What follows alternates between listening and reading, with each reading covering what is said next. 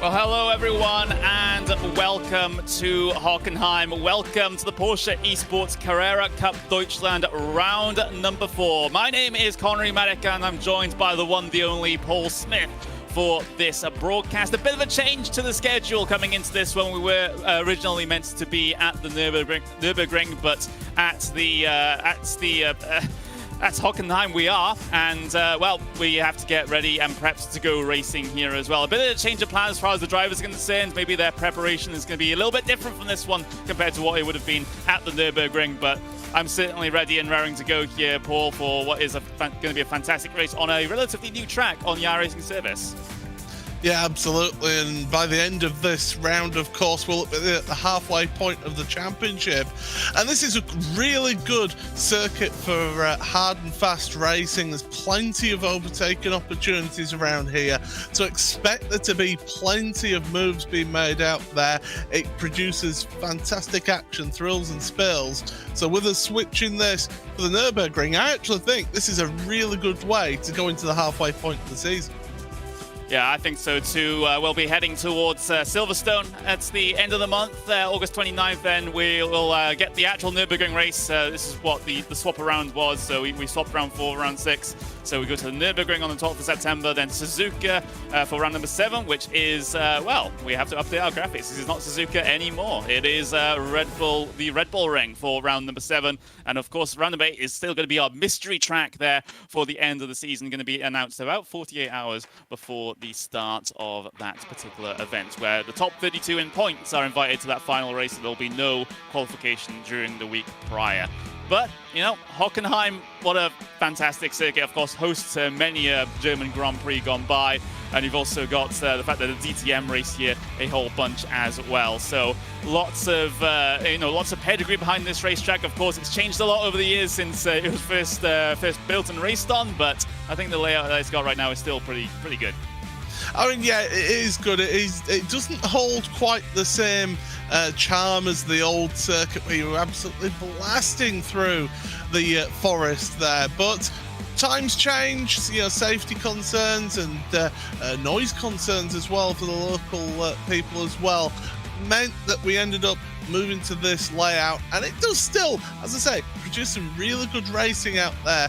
There's some really hard braking zones, as you can see on the track map here. Into turn 2, that's a really good overtaking opportunity, but you've got to be careful with the run down to the hairpin as well. That is a big one for turn 6. Turn 8 as well, the tight left-hander in the little arena, mini arena section.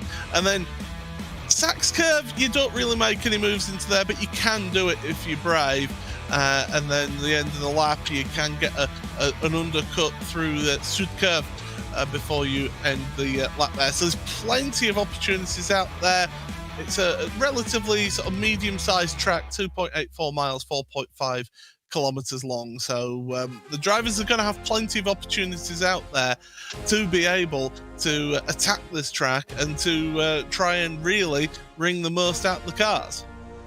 Yeah, I think so too. And well, that braking zone into the hairpin is going to be a big contentious issue, I get the feeling, over the course of this event. That's where, like you said, all the main overtaking moves will be made. Here's a reminder of the point structure then. Same amount of points divvied out per race here, given we have identical races with no reverse grid. So 50 points to the race winner, 45 to the second, and 41 to the third. And you can see the breakdown even further for both of the races here today. And in terms of the season prizes, well, 12,000 euros goes to the winner of the season there at the very end. And you've also got second place getting 8,000 euros, third place getting 5,000 euros. A very neat prize pool here for this championship, the Porsche Esports Carrera Cup Deutschland. And of course, we got additional prizes for those that have competed in additional time in all of the time attacks across the season.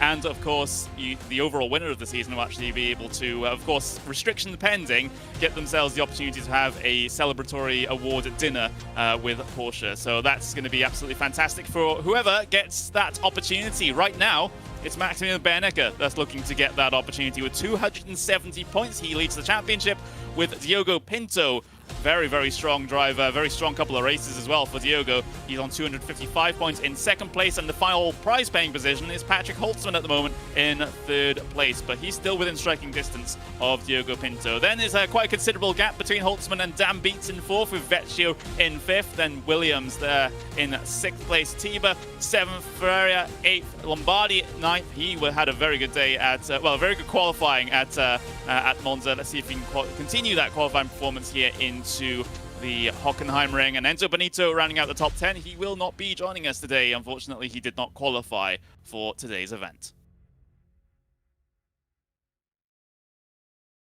So, Paul, we've got ourselves still 15 minutes of practice left for the drivers to get themselves acclimatized to the track conditions. But you know, we're coming into what is looking to be another brilliant event. We've seen crazy battles, not only at the very front of the field, but in the mid-pack as well. The mid-pack in particular is very, very close. And I think that closeness will be even more exaggerated here at the Hockenheimring due to the potency of that draft coming down, not only the pit straight, but also, and then down in towards turn number 2, but also down into that hairpin as well. Yeah, through the carousel here that we're looking at right now, through that long sweeping left-hander. It's actually classed as 2 different corners through there, and then down into the hairpin as you see the 28 of, that would be Dan Beats. No, Alexander Tiba, I do apologise. Yeah, working his way through the hairpin. So, as we say, that slipstream is going to be key around this track here. It's really going to have such an effect, especially in that first half of the lap. Into the more complex areas, the technical areas through where we've just seen Tiba go through, and then into the old arena section, the old stadium section. That definitely is going to be really key to what we see out there, and there he is through the Sachs curve right now. So it's pretty much single file through this section of the track. You can get the over-under here if you force the car in front of you to make a mistake, but these drivers are so good. They're such high-caliber drivers that getting a mistake out of a driver is such a hard thing. But me personally, I think Diogo Pinto, if he can have enough of a good showing here today, sets himself up really good into the second half of the season and takes a lot of momentum into his championship battle. Absolutely.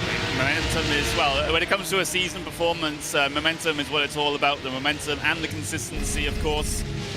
But right now, these drivers are really concerned about, well, making sure their season is stable at this midway point. It's one of the crucial points of the season. You know, you can't be having too many dud results here, otherwise your final flourish is going to be anything but. But as they head their way in towards the, well, this group of cars heads their way in towards turn 2. Of course, this is the start of what was the new 2002 redesign here at Hockenheim in the original racetrack. You would continue past the start-finish straight, and then you would turn right like you do today, but you would not then break it towards turn 2. There's going to be a very, very long straight as you go into the forest and then into the first chicane at that layout. So I know some people reminisce about that old layout, Paul, but I think possibly this one's just as good as that one. I think there wasn't really much in the way of overtaking opportunities at the old racetrack. Yes, there are, you know, chicanes that you can do moves on the brakes, but I think this one with the arena section in the middle lends itself a lot more to side-by-side action. Oh, you're asking for a lot of trouble there, Connery. You really are. I mean, I was always a fan of the old circuit, personally. I just think that there isn't that many circuits now which have that uniqueness of it being an out-and-out power circuit. There was a unique challenge in that as well, in having your rear wing as skinny as possible, so when you did come into the arena section, it just did not want to cooperate with you, and that's where the driver's skill then would come into it and really show how those drivers could cope compared to others. So it lost a little bit of its charm, did the circuit when Herman Tilke did the redesign of it. As I say, I could completely understand why the redesign was done. and this is what we have here. It has produced some fantastic races, let's not forget as well, not just in Formula 1, but the Mobile 1 Super Cup and also the Porsche Carrera Cup Deutschland as well. So there's plenty of action happens here at this venue, though it's not like that we've got a bad track. I mean, there's certainly worse tracks. Let me just say that, but... Zolder? Yeah, there's many other Autodromes I can think of as well, but yeah, I'm glad we're not racing as Zolder, let's be honest. I don't think that would be conducive to the racing, I think, but it is one of the least popular tracks on iRacing is Zolder, but less about that, more about this track as we see Mario Velguts there, out there on circuit as one of the privateers today. Very unique livery though. Yeah, certainly. It's good to see new drivers coming into the championship as well. It shows that with this qualification process, just because you maybe miss out on 1 or 2 races, you never give up. You can get yourself into these races, and as long as as you said, as long as you're in that top 32 of the points by the end of the championship, by that final round of the championship, you'll get that invite into that final round. So, you know, these drivers who are qualifying for the first time here today, it's a great opportunity for them out there. Yeah, we had a whole bunch of drivers get themselves in that he's been in before. This driver has been in before though, Manuel Kubo Torres. Manel Kubo Torres, as it is meant to be, but he's heading his way through that first sector now, just getting those last bits of practice in. Solidly mid-pack at the moment for Kubo Torres. And continuing on his way. Diogo Pinto sending another fast lap here in practice. It just gives us a relatively good idea of how things are going to sort themselves out during the race. But remember, here in practice, it is open practice. So you can get a whole bunch of slipstream down the straights and you're able to get better lap time as a result. That is not the case here in when we get to qualifying, because that is lone qualifying. Drivers are all alone out there on circuit with the 3 flying laps that they have to complete. So just because you see someone doing a very good lap here in practice doesn't necessarily mean they'll have the same amount of pace when it comes to that lone qualifying. That's it. You know, the pressure is on with that lone qualifying. You only get a small amount of opportunity to get your lap time in, so the pressure is really on you.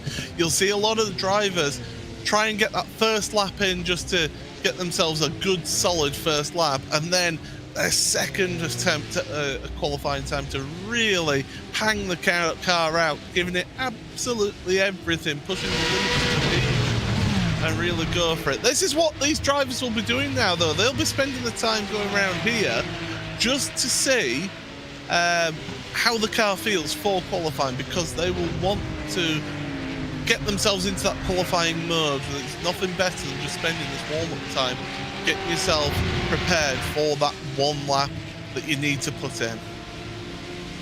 Yeah, we've seen how crucial qualifying can be before, because if you do qualify back in that mid-pack and towards the rear, you're in real danger of getting caught out by a couple of incidents that do tend to happen in that mid-pack. It's not a slight on the drivers, it's just the nature of the racing there, because everyone is so close, everyone's trying to get a 1-up on each other. Everyone wants to get enough points at least to qualify into the final race of this season. That would be absolutely beneficial for them. But yeah, it's always a very, very tricky place to be, just in the thick of everything, because you have to keep aware of yourself. You have to keep your wits about you, as we'll see one of the Maniti racing cars going very, very wide there through the final corner. Now, it's worth pointing out, that was Tim Matska, by the way, who was doing that. It's worth pointing out, track limits for this series. I mean, this is going to be a point of contention around this venue especially, because track limits, as it is defined in the regulations of the series, are defined as white lines including the curve. So, as long as you keep 2 wheels within the confines of the track including the curbing, then you're okay. But as soon as you go beyond that, and like that last corner, the curb on the outside out that last corner, the actual curbing finishes shorter than where you would actually ideally want to run the car. So you do end up going over the green painted asphalt So the question there is, where do you stand on track limits? Because by the regulations, you've breached track limits by doing that. But one driver who's not worried about that right now is Alexander Tiber, who's sat on pit road. Yeah, just sitting there patiently. But you are right, though, about the track limits. However, the stewards do have discretion as to regards as to where they enforce it more strictly than some other places. And I would have thought through that final corner, they wouldn't mind people transitioning from the curb through onto the green, coming through the exit of the corner. I'm sure they wouldn't mind about that. But yeah, there's always these edge cases, Paul, and you know me, Connery. I'm all about the edge cases. I race competitively, so I'm always going to ask, well, what can I get away with? And that's what all these drivers will be doing out there. They'll be thinking, right, what can I get away with here?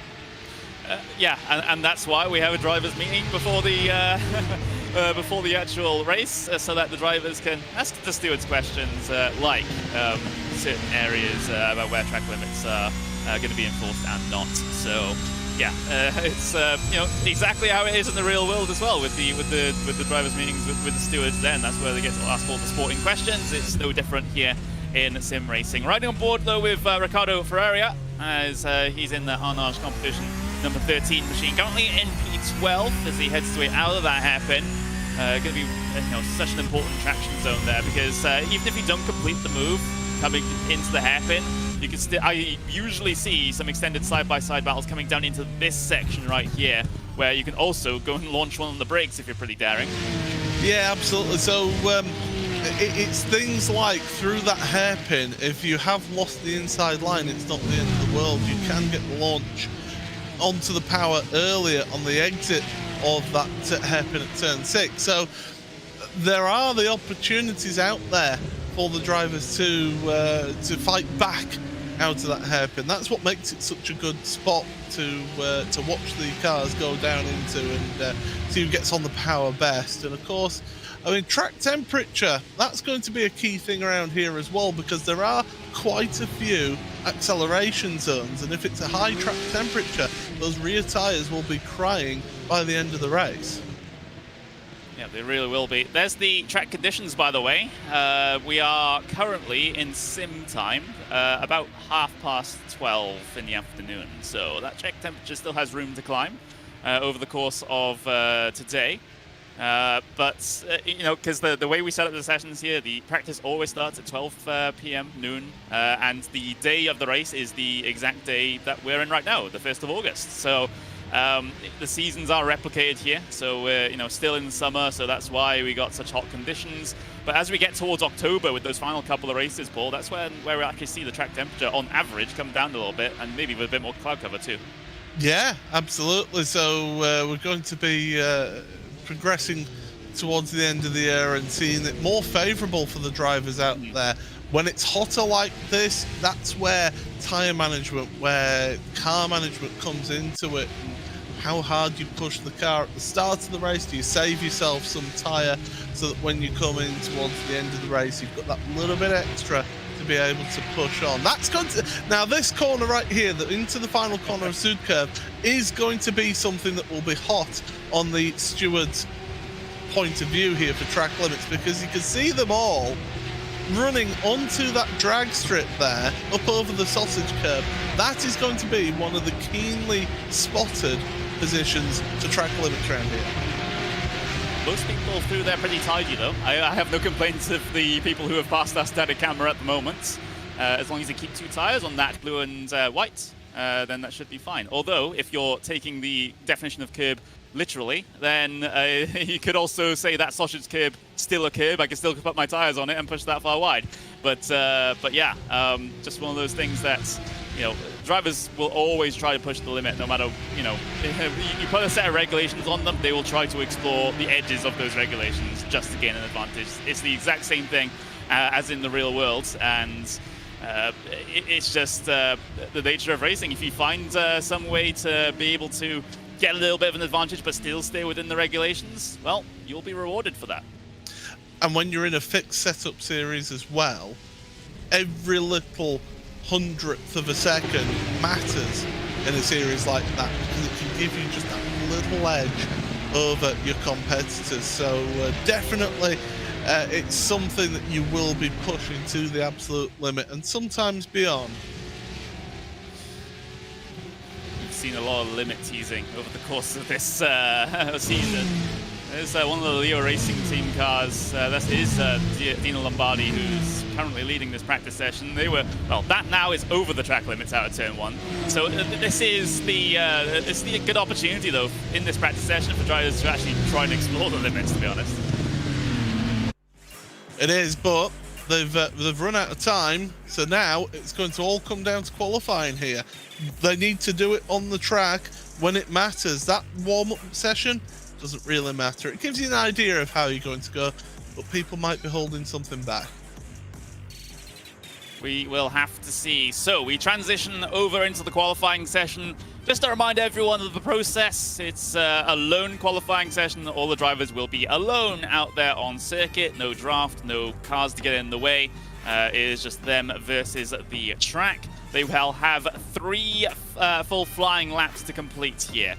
So you might see, you'll have the out lap that won't count as a lap time, but they will get themselves 3 flying laps. But of course, with the fact that you only get technically 1 out lap in an iRacing 1 qualifying session, if you tow back to pit lane and then go out again, in a lot of cases, depends where your pit stall is, that out lap will still count towards your total.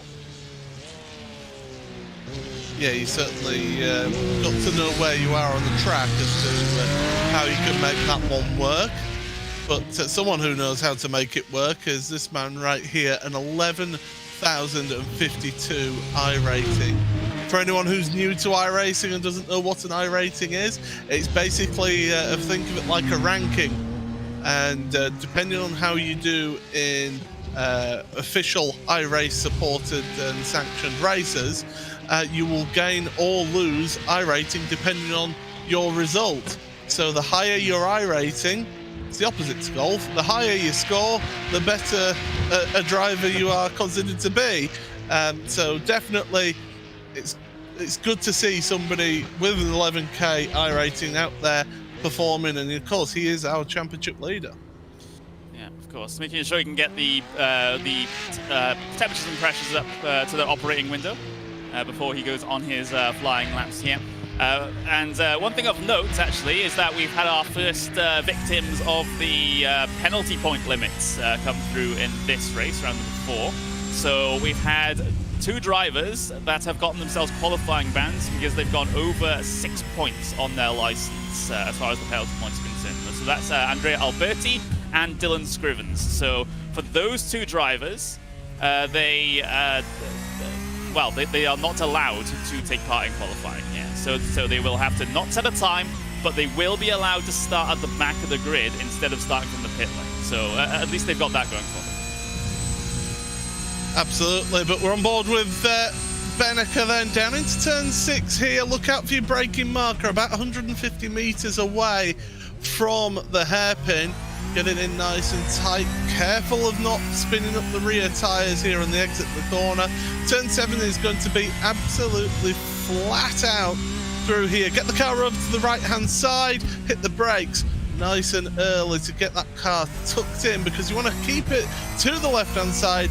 Get on over that curb on turn 9. Turn 10, careful not to kill it too much, because the curb on the inside does spit you out. Turn 11, back out into the old stadium section, running some curb and then some, and then into Sachs curve. This cambered hairpin helps you out so much. You can carry a little bit more cut the speed through there. 13 and 14 absolutely flat. Hit the brakes, down a gear, hook it in, use the road and then some, and then through the curve, up over the curb, help hook you around that final corner. Comes across the line, and that's not bad, a 39.4, but he'll be disappointed with that, but that's a banker lap from Matt. Yeah, there's something to build off of now throughout the rest of the session. He'll even bring that car to a stop and take the tow back to pit lane. So he'll use one of his fast laps as another out lap, and then he will be back at the end of the session to set in another fast time. Till Bem, and then in the number 99 car, still yet to set a time. They're coming towards the end of the lap right now, so through those final 2 corners, final corner now, and driving all the way to the line. across the line comes the 99, a 114.1 for Tilbem. Where does that put him? Well, we have to see if it's valid at this point. I don't think it was. No, it wasn't indeed. So an invalidated lap. So that just means that you've put a wheel on the grass, or you've gone over track limits as defined by iRacing to give you an incident point. So that invalidates your lap. Gianni Vecchio, driver yet to score his first lap time here, and he'll be looking to do a good job, because really the Team Redline and that whole outfit and the Porsche 24 by Team Redline car, they're all really working together with people like Max Benneker and Patrick Holtzman and those drivers, although I don't actually see Holtzman here in this session today. Well, he was invited. He can join this session at any time before the end of qualifying, but yeah, you're absolutely right. I don't see him on the current drivers connected to the session, shall we say? So yeah, that's potentially a big one in terms of championship around where he is. Oh no, Gianni, that's gone a bit wrong, hasn't it? Yeah, look how easy it is to make one little mistake there, and it costs you time. Now the pressure's going to be on him to really push on. Andre Martin's 7th place. He's carrying on, trying to carry the speed into another lap here and hopefully get another lap out of those tyres. He can sometimes get a second lap out of the tyres here as he goes through turn 2. But at the moment, Diogo Pinto and Christopher Dan Beats currently in front row of the grid. That's good to see Dan Beats up there. Lombardi as well. He's been showing some good pace these last couple of rounds of the championship. He has. Maximilian Benneker is also on a lap right now. It will be his final flying lap, so let's see if the German can put himself up onto pole position. Here he is on that in that Porsche 24 driven by a Redline machine. Best lap of 1:39.413. He has to beat a 1:39.250 to get up into pole position. It's certainly within his capabilities here, Paul, but the little duels between Max and Diogo have been brilliant this season, so I wouldn't be surprised if we see the same again. Careful, Max. I think that's cost him his lap time there. I think that one mistake has cost him big time. He's carrying it on, so he must still be up somewhat, but that's cost him a good 10th or so. Running out wide into the gravel. What time can he get here? Oh, again, pushing the limits as far as the final corner is concerned as well. It's a 1:39.415. He was only a couple of thousandths slower than his best lap.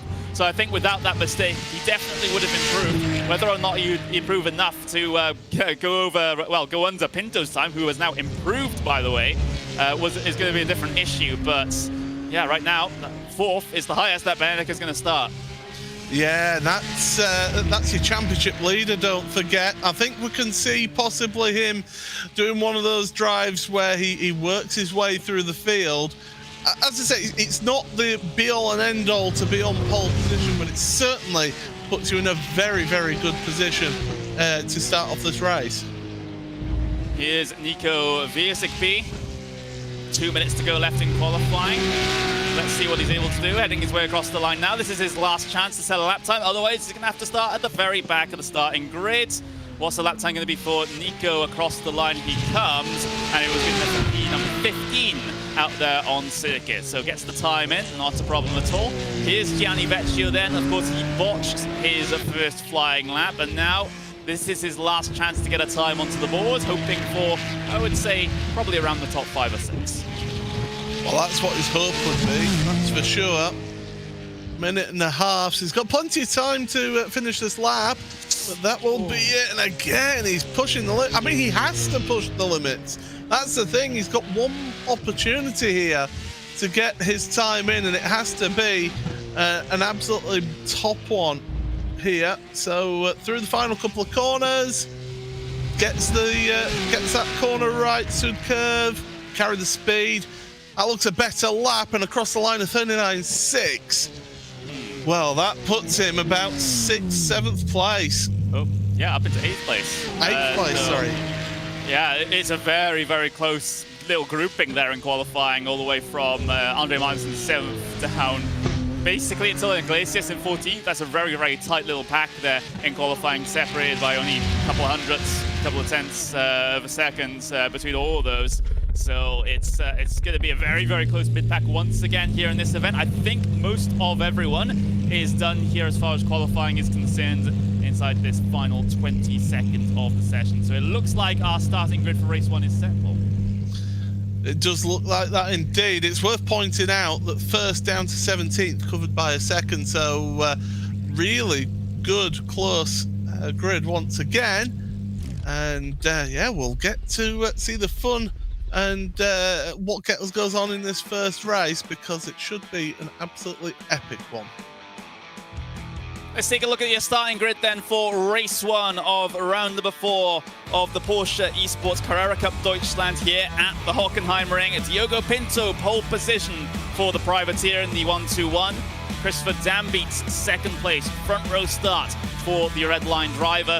And you've got Dino Lombardi for Leo Racing Team in 3rd. Maximilian Benecke in 4th place here today to start. Alexander Tiber in 5th, with David Williams getting himself a 6th place on the starting grid. Andre Martins starts in 7th, with Gianni Vecchio starting in 8th, Ricardo Ferreira in 9th, and Tobias Grunskotter lining up on the 10th grid position. Dominic Weber for Hexagon Racing there in P11, with Tim Matska from Maniti in P12. Adam Volkovic will start in P13, with Tristan Iglesias in P14 for Geodesic.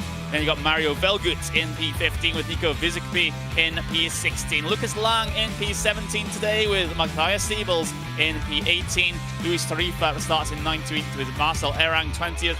Valero 21st, Kos in 22nd, Beme in 23rd, and Booth in 24th. Then you look back, Dylan Scrivens, Manuel Hugo Torres, Andrea Alberti, Patrick Schnatzstabel. Well, 2 of those got themselves a non-qualifying penalty, and 2 of those didn't set a time in qualifying, so they have to start at the back right next to those that got the penalty.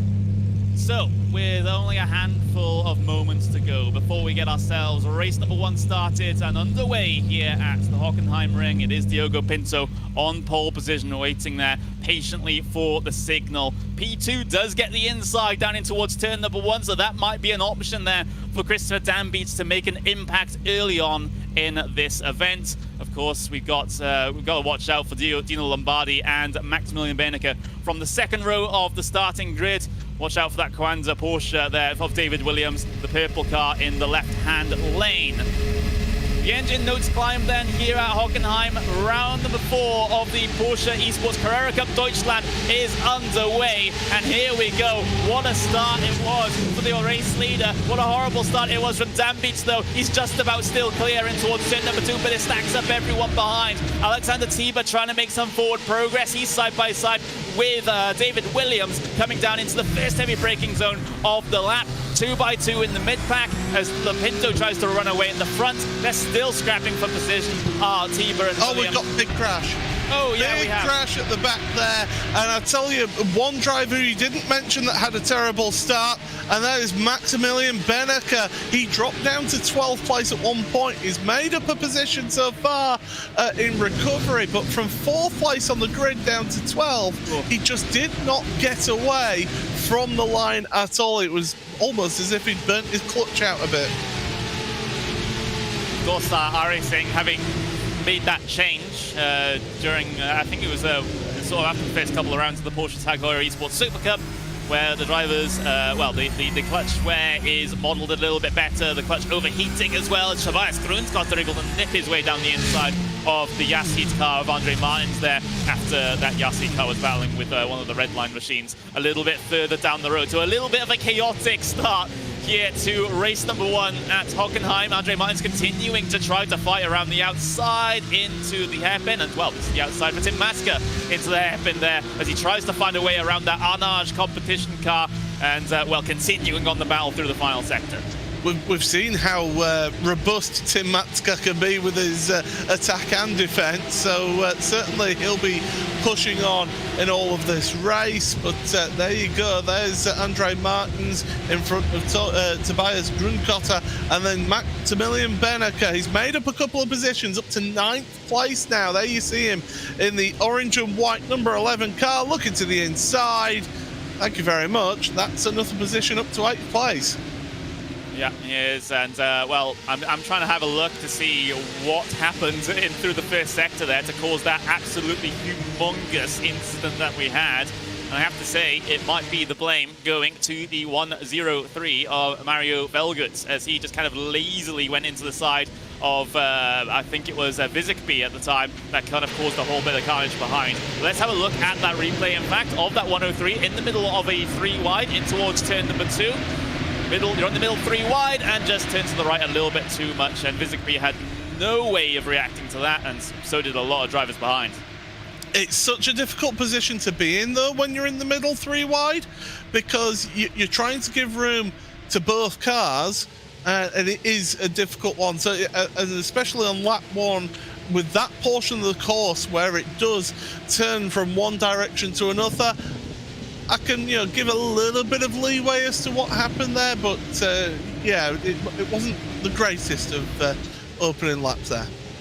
Yeah, I don't think it was either. So, well, the race continues on. The stewards will, of course, be looking at that, so we will get news and to see if there are any punishments coming the way of anyone involved in that incident. But right now, Pinto leads from Dambeat, from Lombardi, from Williams, from Tiber, and Pinto just goes in and sets another fastest lap of the race. And well, what he's doing right now is really trying hard to break the draft. Here's the start from Maximilian Bernecker, in fact. Oh, he just bogged down. Well, he gave it a boot full of throttle, dropped the clutch, and it just spun up the tyres. And then, of course, he tries backing off and trying to get going again in that second phase. Then it bogged down.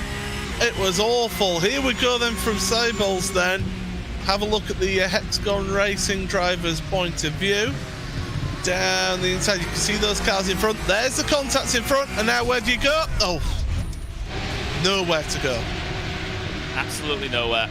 And that has ruined a good handful of drivers' races. Has that incident there. And again, the stewards are actively investigating that. So we should have a decision on that one come relatively shortly. But, even if a decision does come through and punishes a responsible driver, it doesn't do anything to fix the races of the drivers that got caught up in that.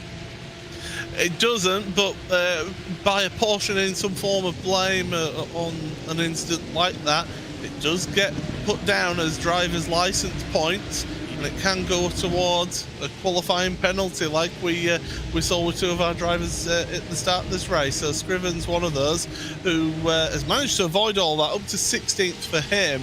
So yeah, it does go against the license. Here's Orang's point of view. So you'll see that contact in front, and you can't really see, and oh, my goodness, just cars everywhere. Where do you go? Oh, watch out for the recovering car. 2 cars split that one. That was Daniel Muth involved in that as well. So yeah, heart in mouth moment, that's for sure. Yeah, gotta get your heart rate down after that one, I think. That was a very, very interesting situation. But yeah, 25 minutes still left in this race, by the way. We've only got 5 minutes done here, and we do have another race to come as well after this one. So a very long day of action here at the Hockenheimring. As there's the basically leading train, although I would say it's more of a train for P2 at the moment, as Pinto's continuing to attempt to pull away. But it's Dambeat, Lombardi, Williams, Tiber involved in the train here. And well, here's the onboard with David Williams as he locks onto the back of Dino Lombardi, and a little bit Christopher Dambeat a little bit further down the road. Tiber's dropping down. Yeah, he's dropping down the order there. So something has happened to Tiber. There he is. Obviously had an issue down into turn 8. I've just seen it. It's not pretty, especially if you're a Team Redline fan. As you see a couple of drivers flashing the lights in behind it. Might have been contact with Gianni Vecchio. As we'll get to see that heading their way through the left-hander. Oh, Gianni just collects him. taps his rear bumper, sends his teammate around. Careful, a rejoin. Now, well, Gianni might get the blame for the initial incident there, but for sure, Tiba might be under the investigation by the stewards for an unsafe rejoin. Yeah, that's not the best, really. You need to hold your brakes, wait for a gap in the field before you get going away. You can't just pull on into the middle of the track and then cause all the cars to just absolutely scatter across the track. So, yeah, not the best of rejoins there. I know he'll be frustrated with what's happened there, but that doesn't excuse a rejoin like that. Yeah, it doesn't. It really doesn't. Here's another look at the battles that have been going on. Gianni Vecchio going down the inside of Andre Martins. Side-by-side battle through the exit of the hairpin. Martins has a little bit better speed coming off the corner here, so he'll be able to at least win the drag race slightly up in towards turn number 7. Gianni will lose a little bit of speed on there on the inside, still is able to commit to the outside here of turn number 8, but he gets, well, he pushes himself a little wide there and has to slot in behind Martins and, of course, behind Berneker. Yeah, the recovering Berneker had the best view in the house there behind those two, but yeah, just carrying too much speed into the corner. You called it absolutely right there, Connery. He was trying to make round the outside work, because it can, if you can hold that outside line, it gives you the inside for the next 2 corners. So it is an option that is available to him, but unfortunately just carried that a little bit too much, went out wide, and Maximilian just says, oh, thank you very much, that's going to help me recover in terms of today's race and in the championship. Yeah, so a couple more points going Berneker's way, but he has to be cognizant of the fact that Pinto is continuing to catch him up in the championship. I don't know if the point swing in this particular race is going to be enough to put Pinto either near or ahead of Berneker in the championship, but it's getting really close to that point now, isn't it? Pinto's driving his socks off over the past couple of races. Well, it was a 25-point... No, it wasn't a 25-point lead. It was a 15-point lead that Berneker had. And well, the difference between first and 6th place is, I can tell you, 18 points. Yeah. So Pinto, he's looking good. This is why Berneker, it's important for him to get past Martins as quick as possible, then try and get on the back of David Williams. Yeah, well, here we go. Defensive driving, though, from Andre Martins, just cutting off all the lines.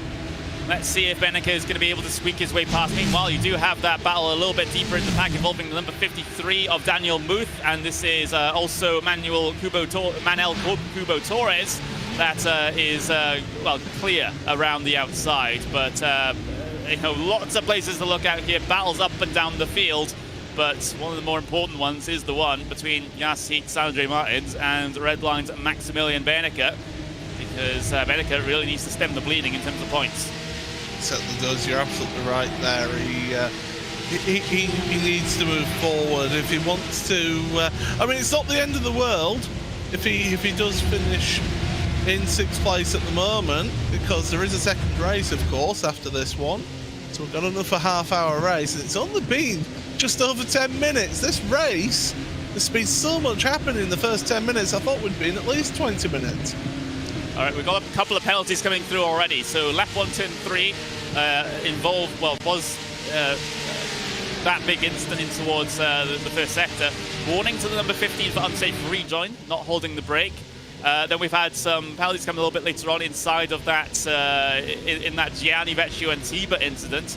So Gianni Vecchio has got himself, as we see the battle between Berneker and Andre Martins going on at the moment. So I'll recap the penalties a little bit later on just to see what the result of this particular battle is. Andre Martins continuing that momentum around the outside at the kink, and now hard on the brakes. Berneker trying to get some momentum around the outside. They almost make contact through the corner, and in fact, that Andre Martins had a little bit of a slide, was able to recover it, though, as they're still got an overlap, but Berneker just about falls behind as they head their way in towards the arena section. But recapping, Gianni Vecchio Tiba incident, a 5-second post-race penalty for Gianni Vecchio due to that contact. Only a warning for the unsafe rejoin for Tiba, though. Well, there you go. the stewards have spoken. Vecchio feeling more pressure from Matska behind than trying to apply it in front. You could see that Beneke was able to do what Vecchio tried to do with Martins, hold that outside line through turn number 8. It gives you a good run then into turn 10. Wasn't able to quite make it work into turn 10 and 11. But Beneke's showing his intentions here. He wants past Martins, but all the time that these two are scrapping it out and slowing each other down, the drivers in front are just pulling away. Yep, they really are. This is exactly what everyone David Williams and forwards needs to see at the moment. Beneke getting a little bit stuck behind RJ Martins here. Here comes the slipstream then on the way down in towards the hairpin. The defensive inside line being taken by Martins. Here comes Beneke deep around the outside, so late on the brakes compared to Martins, but he still can't get anything done. He'll try and get the traction off the corner and the slipstream and, well, maybe an opportunity down in towards turn number 8 here. As long as he can get the run through turn 7, you can see Beneke just cutting that corner as much as possible, as much as he's legally allowed to do, and now looks for the alternate line into turn 8, but the defensive line there from Martins, it just means that he has no way through. And Martins is going defensive early into these corners. He's forcing Beneke to take the less favoured lines into these corners, and it's slowing him down. You can see this queue of traffic behind that's just formed here behind Martins. Oh, very deep into Sachs curve. Can get the run out of the corner, so it won't affect him too much. But it's little mistakes like that that Martins makes that Beneke needs to take advantage of. Let's see. Well, you don't usually have an opportunity down in towards turn number 1 at this track. It's the braking zone in towards turn 2. That's the important one. So make sure you carry the momentum through turn 1 to be able to allow something to happen into turn 2. But again, Beneke still not quite close enough. He's going to show the nose anyway, just to keep Martins on his toes. For Beneke, though, he does have Vecchio just kind of up behind him at the moment. So maybe we'll see what happens with regards to that. Maybe Beneke maybe let Vecchio by and see if Vecchio can have a go, if he'll try and find more success. But here comes the draft once again. Here comes the defensive inside line again from Martins. Is there going to be a different result, though, on the brakes this time around? Beneke similarly late, getting that car slowed down. Almost has an overlap, but it's Martins that's ahead. Tiba's just dropped down a couple of positions again. So he had been moving forward, but has dropped down again. Martins holding that inside line. Beneke just not able to make it work. It's such hard work to get past Andre Martins. He's got the widest Porsche out there on track at the moment, and it's paying dividends here. It really is, and well, Beneke just can't find any line that works. He now needs to try something different, try and prepare for something different. Maybe this is something different through the hairpin, but well, it was just a slightly different line there from Andre Martins, just going a little wide. But here we go, now in towards those final couple of corners once again. We are indeed past the halfway point of this race now. Still one more race to come as well. The starting grid for that will be the results of this race. But Beneke, hoping in race 2 he's going to get a little bit of a better start than he had in this one. He's done well to recover to where he is so far, P6, but really wants to rob that P5 away. Meanwhile, got a bit of a battle behind as well. Yeah, you can't run that wide and keep the position. If you've stayed ahead or if you've made a position up because of running that far wide, you need to give the position back or give the time back, because that's gaining an unfair advantage using the track limits there. Whoa, as we've got a car spun around. Who is that? Oh, that's at the 53. That's going to be Daniel Muth. Muth having problems. Continuing battle between Martins and Beneke here as well. Again, nothing doing into the hairpin. Beneke is closer than he has been now in towards turn 8, though, so let's see if he can get anything done here. Middle of the road there from Martins. His defense has actually been absolutely stellar so far in this event. He knows exactly where to put his car. That causes Beneke all these problems. Yeah, he certainly does. You sometimes find that the drivers who maybe don't have the outright pace are really good at defensive driving because they get plenty of practice at it. I know that personally is how things work out for me. As there we go, Beneke showing that different line. It's not working out because Martins can get the run out the corner. It's not usually an overtaking spot, but Beneke's going to have to start thinking different lines as Martins runs very wide, using liberal use of the track limits there. Yeah, does get a little bit of an advantage as a result, but the stewards will be all over that one. What's happened to Muth then? Because we saw him have a bit of a problem. Caught that curb. Yeah, Caught that curb, it's unsettled his car. He's done the right thing, holding his brakes. Boot full of throttle, get it spun back around and away you go. But here again, Beneke, try again. You know, the definition of idiocracy, being an idiot, is trying the same thing over and over again and expecting a different result. Well, Beneke's been forced to try the same thing. Now he's getting a bit more aggressive to the outside. Try and get the cutback here. That's what he's going for. He wanted that cutback to get on the power earlier. It's not quite worked out.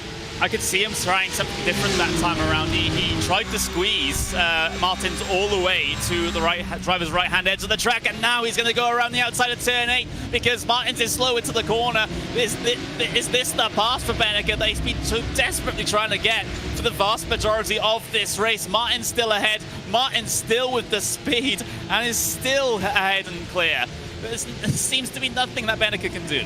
Yeah, he's getting that outside line. You can get on the power sooner, and that allows you to get away. But look at Beneke, he's all over the back end of Martins, and still he can't get past. This is a tremendous display of defensive driving. That's a lunge, and it's going to work for Beneke, is it?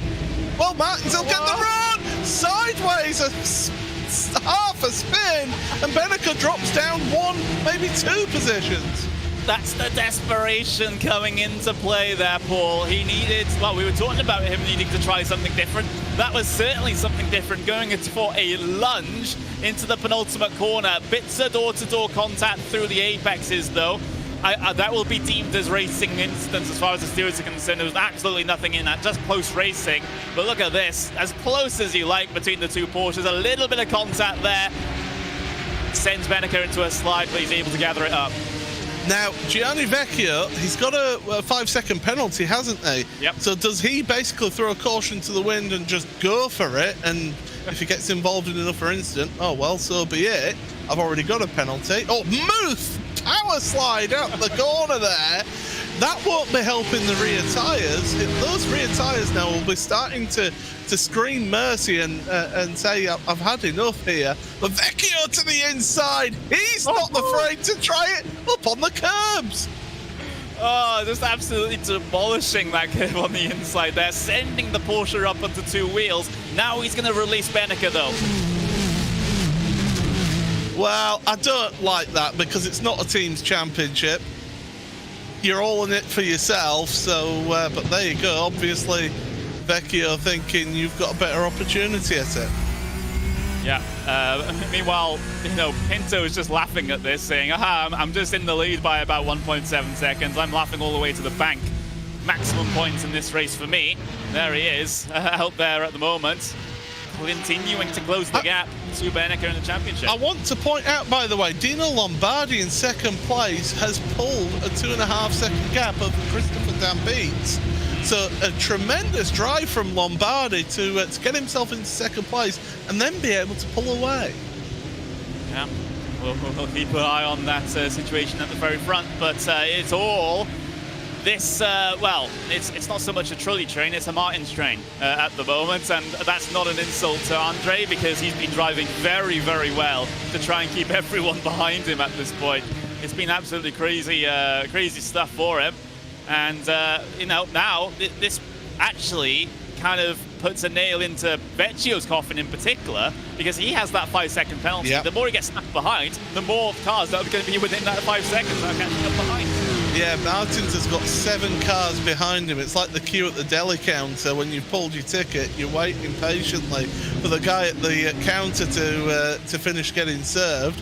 But then you find out that he's serving a party of 12. But there you go, Beneke putting the pressure on. He's looking to the inside. This is his opportunity right now. Coming in towards the arena section, through the right-hander, careful to the track limits. Andre just about keeps within them. It's wheel to wheel into the hairpin on camber. And Andre Martin still ahead, still fighting, and still maintaining that 5th spot. He started 7th in this race, and has, well, if he's able to keep ahead for the next 8 minutes, this is one of the best defensive drives I've seen, that's for sure. Yeah, this is a tremendous display, and the level of frustration that must be in the cockpit of Maximilian Beneke and everybody behind him. Because the thing is, they've all got the slipstream behind, so nobody can really make any moves. It's that front car in the queue that's got the best of it. Everybody else is pretty much stagnated because they're all getting the same slipstream here. Yeah, here we go. Slipstream once again down the back straight on the way into the hairpin. We've seen this so many times before, Paul, but is there a different result this time around? Beneke half a car length clear, almost a full car length clear into the braking zone, but Martins will have the advantage on the inside, and he's able to get back ahead. So again, you're exhausting all the options here if you're Beneke. You know, what else do you need to do to try and get yourself past? Because everything you're throwing at the wall simply isn't sticking at the moment. He'll look to the outside here through towards turn number 8, but again, nothing doing there. This is tremendous to watch. This is brilliant. I'm loving every single second of this, and I hope you all are too at home. Look at how close Beneke is. He's almost touching the rear bumper and the engine of that car in front. Big wiggle then, got a tyre onto the gravel, did Beneke. And you can see he's dropping back further and further off the race leader. 10.7 seconds off of the race leader right now. This is costing him big time. And if he does eventually make it past, they're that far behind. They're 5 seconds behind David Williams that he can't make up any more positions here. Yeah, it's crazy. Oh, Martins has to be careful about the track limits there. I think he just about kept 2 tyres on the blue and white curbs, which is how we define our track limits here in this particular race, in the vast majority of cases, apart from, I think, the final corner, where it's a little bit more leniency.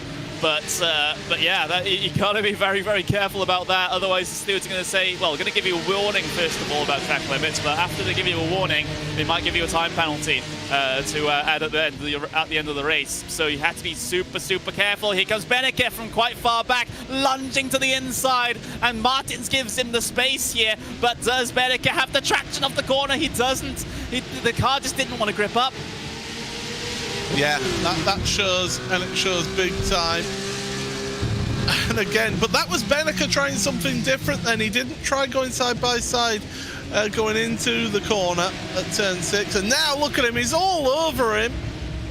And he's giving him absolutely everything. And Martins now, they're alongside. This is what Beneke wants. He's got Martins compromised here. Oh, it's going to get close off the corner, but somehow Martin stays ahead in that one. I don't know how he's done that. And Beneke, he's going to get even more frustrated. He's driving right up to the rear end, the rear bumper of that Porsche ahead of him. He's got to not let the red mist descend, though. He can't afford to be having penalty points due to an instance that he gets himself in because he's angry. He just has to remain calm and still, again, have another couple of attempts before this race is done. Yeah, the last thing you need is to get yourself worked up and angry, because you got to keep the emotion out of it. Yes, you're getting frustrated. Yes, you know that you can go quicker. We've seen that Beneke's been all over the back of Martins, but Martins is positioning his car absolutely spot on every single time, and it's working for him. Beneke's having to get creative and try different things in different places, but here we go again to the outside. Now, if I'm Beneke, I hold Martins a bit tighter, but he's not. He's taking it back out to the racing line. I would be holding Martins tighter and then at the last second diving out, so that then you can get the move out of the corner. With all of these attempts that Beneke has made, though, is he has he kind of just ruined the rear traction of that Porsche though? Because he's snaking all over the place, coming on the pit exit, on the corner exits here. But look at this towards the outside of turn 8. Big lunge around it. This might be it, but no. Beneke, I think he's struggling for grip. I think he's overdone it on the tyres. Well, you think he's had to do a recovery drive to start with. He fell down to 12th at one place. So this is a heck of a recovery drive, but I would say even more impressive is Martin's defensive work. That is for sure. He's doing a tremendous job out there, but he's got 3 minutes. He's got to try and hang on to this one with for all his might. Beneke, we know how dangerous Beneke is once he can make a move. It's just getting into position to make it stick.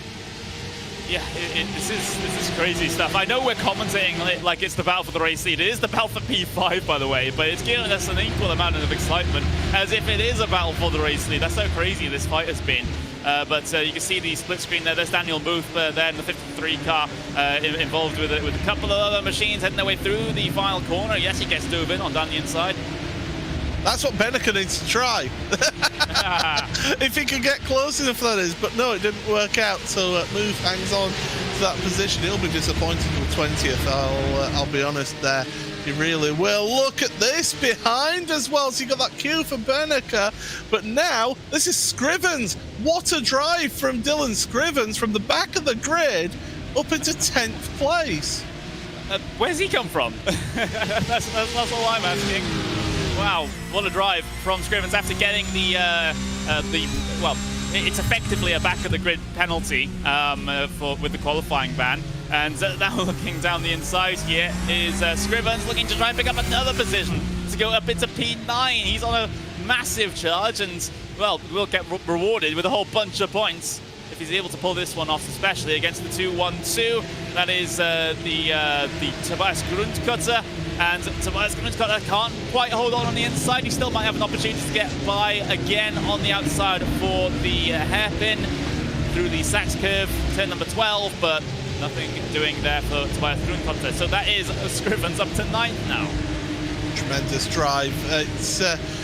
There's been some epic drives out there, and we're seeing some of them. But this sort of battle here for 5th place has really helped bring those cars like Scrivens into this one and give them an opportunity of some good points. Yeah, it really does. And, well, it just goes to show even if you get a penalty, you have to start at the back of the grid, you can still make up a whole mountain of positions there. And that's exactly what Scrivens has done. Manuel Torres also, Manuel Cubo Torres, excuse me, as I do get his name wrong quite often apparently. He started in 26th, he's up 14th now, and here comes the battle then for Maximilian Beneke and Andre Martins. Beneke's found his way to the inside for the hairpin at turn number 6, but it's always been the traction that's the problem, and it is again. My goodness, what a drive. Now, we've only got 25 seconds left. Where is the leader in all of this? Because he is dictating whether we are on the last lap or not. And this should be the last lap, so Beneke is running out of time here. Yep, he is. And, well, yeah, it is the last lap. As you can see, Pinto just coming into the Sachs curve now.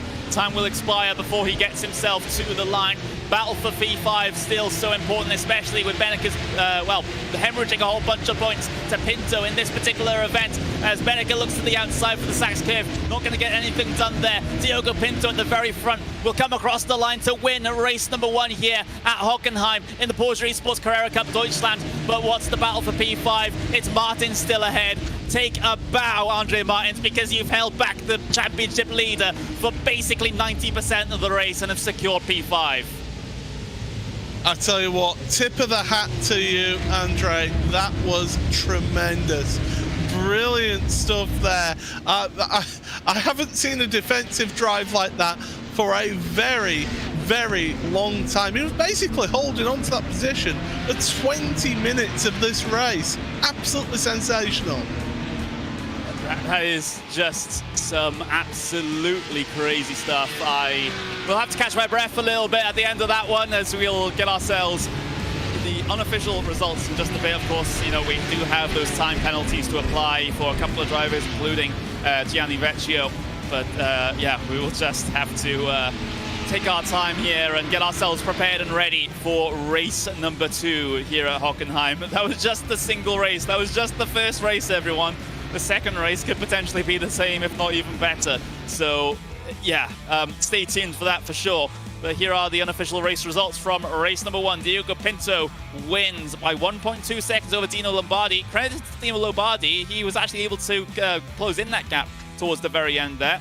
So expect big things from Dino perhaps in race number 2. Christopher Dan beats in P3 with David Williams P4. And how about that? Andre Martins Yassit after, I would say 19 laps, 18 laps of defending basically to Maximilian Benecke. He's still able to come away with P5. That's brilliant stuff. Max, though, finishes P6, loses a whole bunch of points in this race to Diogo Pinto as far as the championship is concerned. Gianni Vecchio P7. Of course, he'll have a 5-second penalty, so he'll drop a little bit further back than that. Tim Matska P8. Dylan Scrivens with a monster drive from the back of the grid, from basically the back all the way up into P9. They're good points for the Urano Esports driver. And Tobias Grundkotter for Impulse Racing in P10. Then, towards your top 20, you've got Ricardo Ferreira, Gael Valero, Tristan Iglesias as his first appearance in this series. P13 is a very respectable result. Emmanuel Kubo Torres, P14. Alexander Tiber, 15th. Dominic Weber, 16th. Igor Kos, 17th. Mario Velgut, P18. And Daniel Moof, P19. Lucas Lang rounds out the top 20 in terms of drivers. Marcel Erang in P21 as Luis Tarifa comes across the line in P22.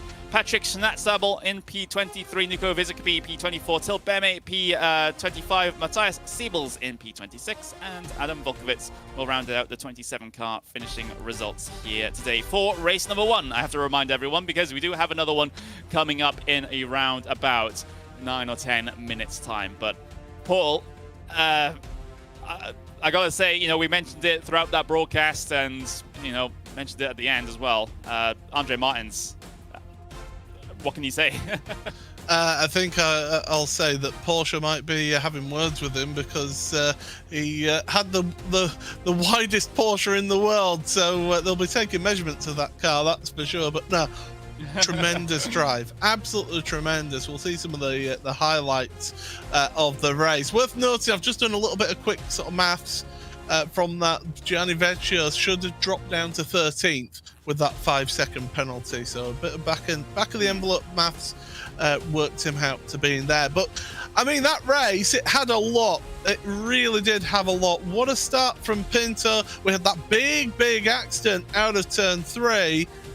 Multiple cars caught up in that. 4 did not finish after that incident there. And then you had the recovery drive from Maximilian Benecke, who dropped down to 12th place at one point in that race, and he was working his way through. And then he met the immovable object that was Andre Martins. What a drive. Seriously, I am massively impressed with the defensive display that Andre Martins showed out there today. That was sensational.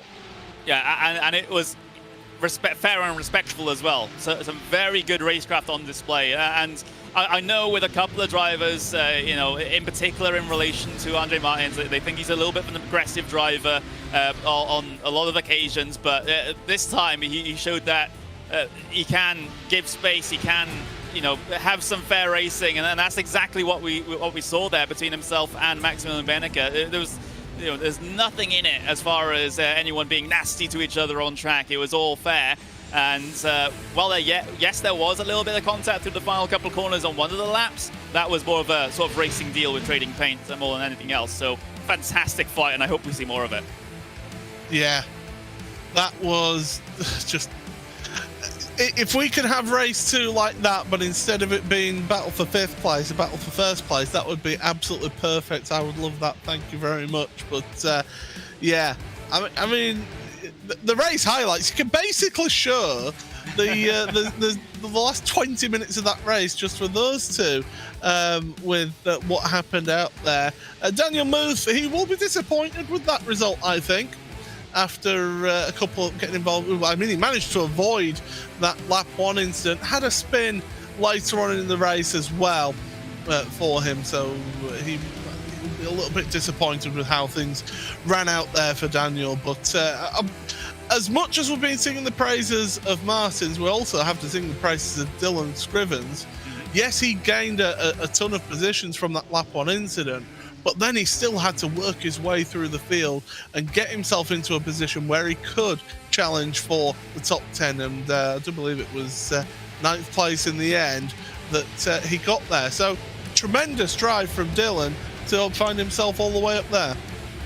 Remember, we still have another race to go, around about 5 minutes before we get the starting grid for that one. Remember, the starting grid for the race number 2 is just the results of race number 1, but of course not including any time penalties. So Gianni Vecchio will still start in P7 despite getting his 5-second penalty.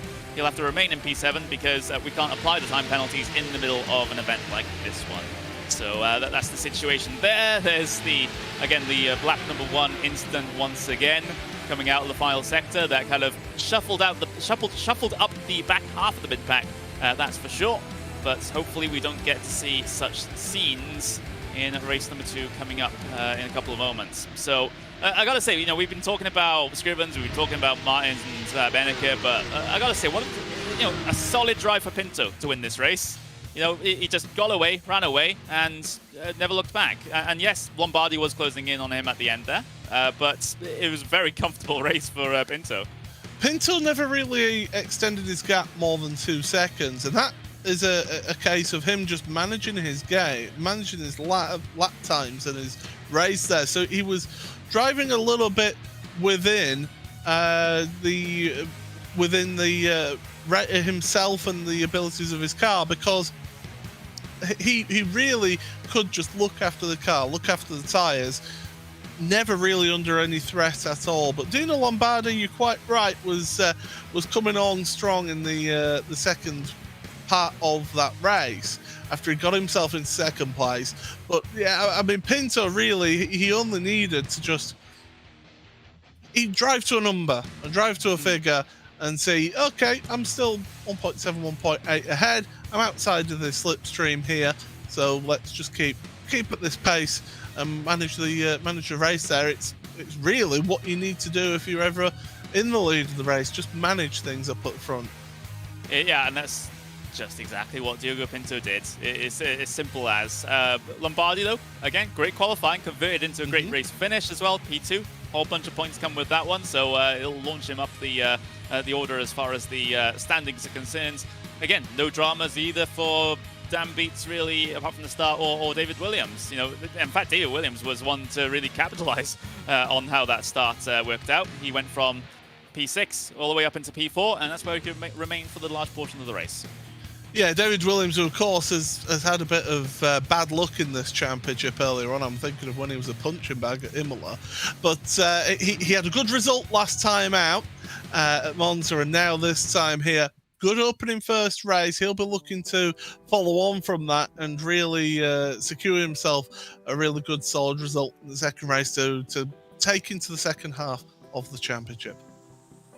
Yep, that's the important thing. Once again, it is momentum, it is consistency through this middle part of the season, which will put you in a position where you can potentially challenge for some prize money at the very end. But we're only a couple of minutes away now from getting our starting grid ready for race number 2.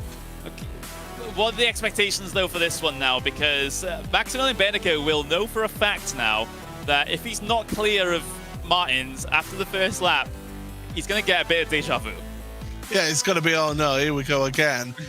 Round number 2 of this one.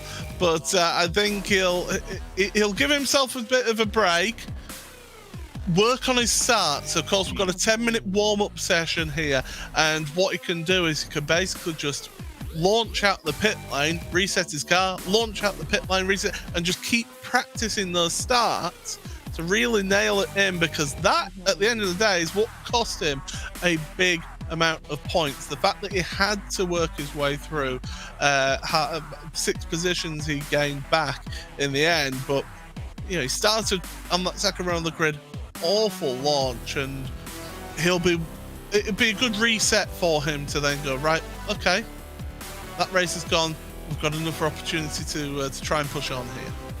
Yeah, absolutely. But it's very tough in a field with such a high caliber as this one to even make any forward progress. Maybe, like you said, yes, to take some lessons from Scrivens about how to do that. But But yeah, that's one of the main things that we're going to be watching on this start. Benneke's initial getaway, maybe even a couple of other drivers' initial getaways as well, because Dan Beats didn't have the best of starts either, which is why we saw all that clumping for P2 and back, and that's a large reason why Pinto was completely unfazed through the entirety of the first lap. So again, it is very, very tough to start these cars in a standing start. Paul, a lot of these guys who compete in the Porsche Carrera Esports Super Cup will be, will have done that on a regular basis. But you still, even if you do have that whole bunch of practice, it's still, it seems to be more like a in the moment sort of decision of whether your clutch is actually in the right place, whether you put in the right amount of throttle to be able to get that good getaway.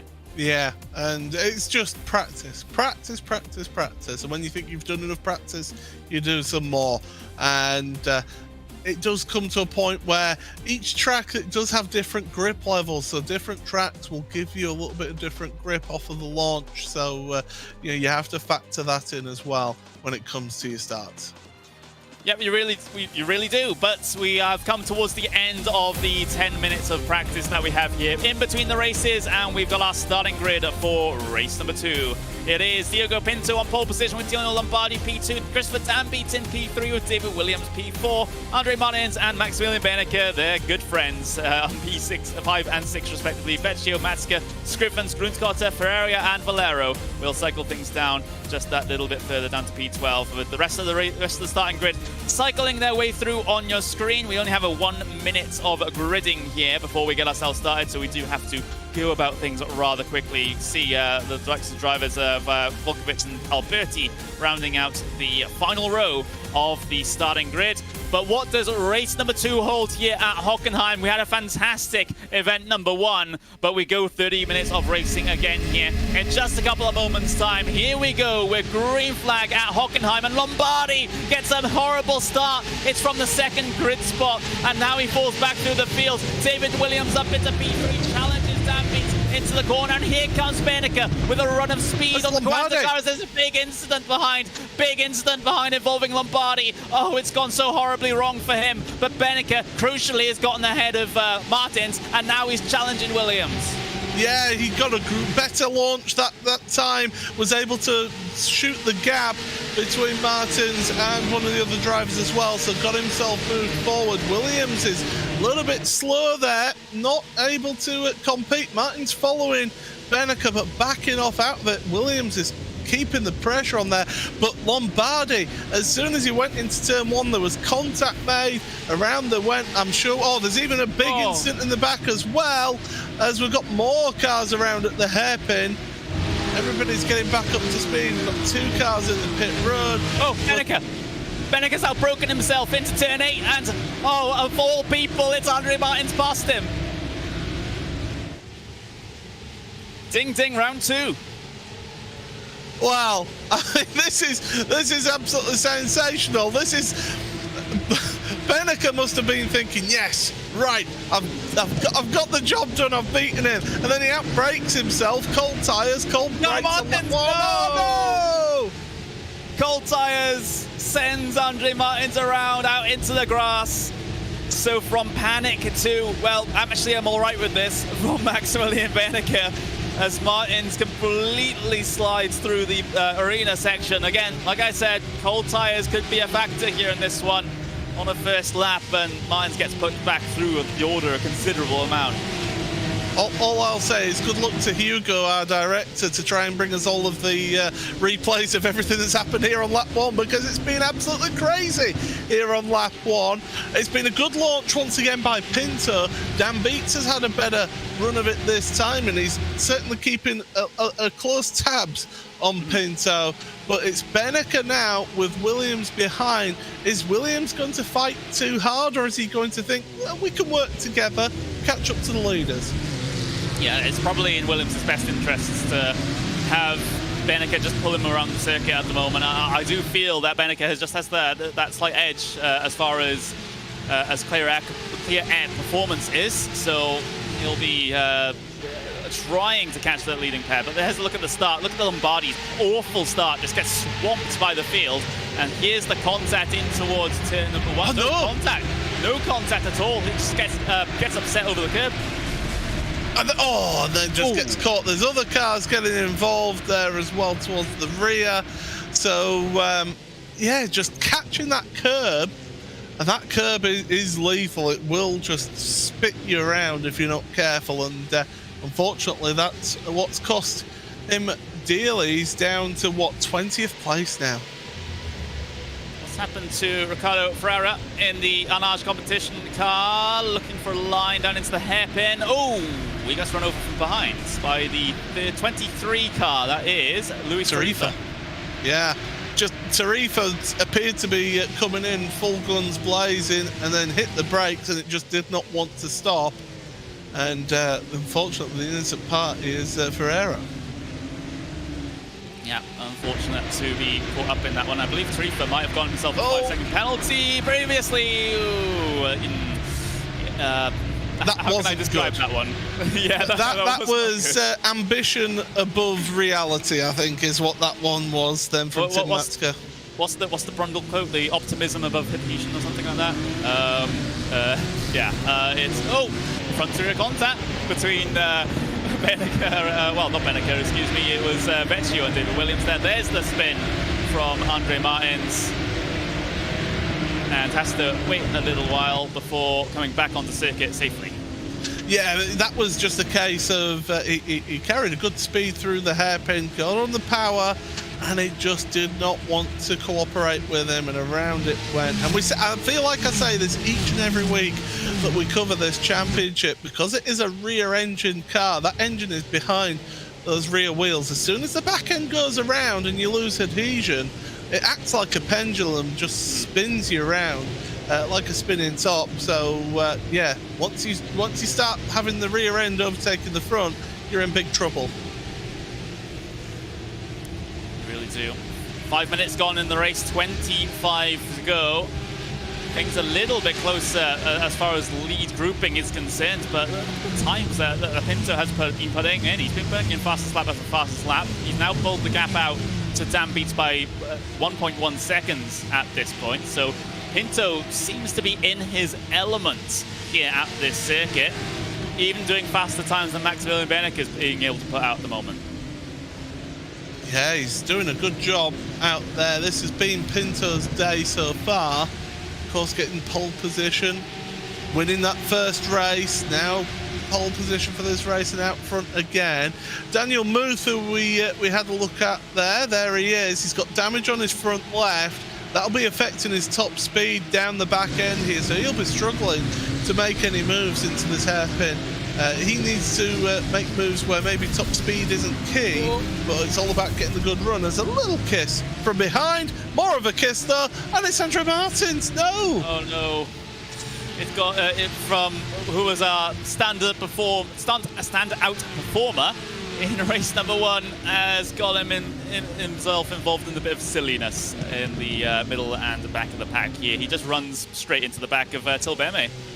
And that might end up being a penalty coming Martins' way now. Well, the gloves have definitely come off for this second race, haven't they? Drivers are feeling a little bit more liberal with the that front bumper that will just move people out of the way. The stewards will take a dim view of that if you use that too liberally. But Gianni Vecchio then, a little bit of damage on the front of his car, but here's a look at Dino Lombardi. Bogged down, he spun wheels initially, then bogged down, gets absolutely swamped into turn 1. Watch out for that curb, bang, around it goes, and Tim Matzke was the innocent party in all of that. Yeah, for Lombardi, gets clattered by a car as well, trying to come through on that one. But yeah, for Lombardi, you know, it was a problem from the get-go in that start. In the initial phase, just trying to roll off the line, just a whole bunch of wheel spin. He realized that, he lifted out of the throttle, trying to let the revs come back to him.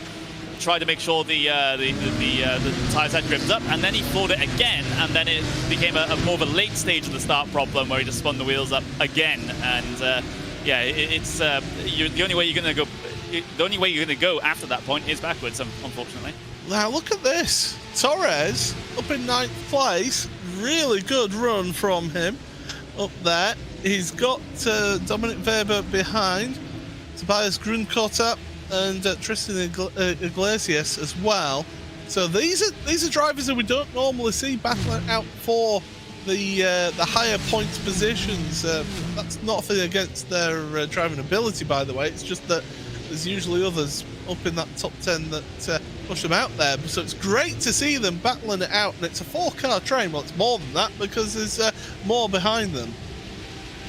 Here we go then, as we will continue to watch this battle for P9 head its way around with Manuel Kubo Torres and Dominic Weber in those two Porsches there.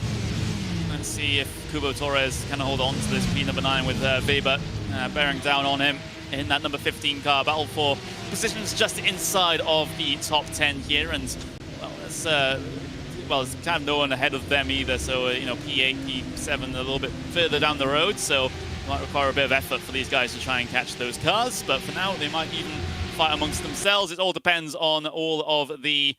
Ooh. We had a bit of a technical issue, but we're back, and well, it might all depend on the slipstream here down in towards the hairpin, and here comes Weber. Certainly to the outside. We've seen how this doesn't always work. A little lock of tyres, and here comes a bit of an advantageous attempt then from Grunkotter, trying to go down the inside from that little lock-up. I do want to draw your attention to as well, Maximilian Benneker has actually been lapping a little bit quicker than the top two and has got within 3/4 of a second of second place. So Dan Beats could be starting to feel a little bit under pressure. Benneker, now that he's been allowed to actually break free and get into some clearer air, he's got the foot down here. Dan Beats is attempting to keep Pinto within around about that 1.1 to 1.3 second mark, and has been doing that so far.